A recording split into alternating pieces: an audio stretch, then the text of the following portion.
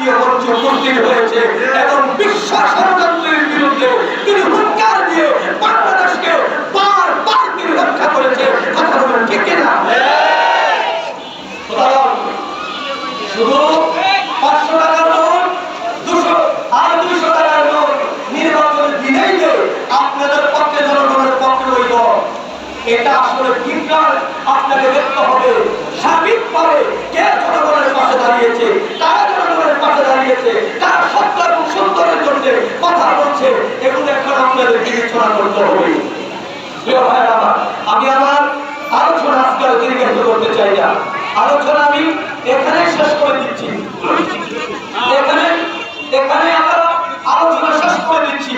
তবে আলোচনার পরে আমাদের রেডি হবে প্রত্যেকদিন আমাদের হুকুম রেডির পরে আমাদেরকে জিয়ারত করা।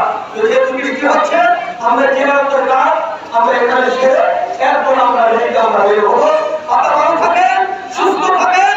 আগামী বাংলাদেশ জাতীয় পার্টির বাংলাদেশ, আগামী বাংলাদেশ মুস্তফাবির ফয়সাল বাংলাদেশ, আগামী বাংলাদেশ ডক্টর সাইমুল ফয়সাল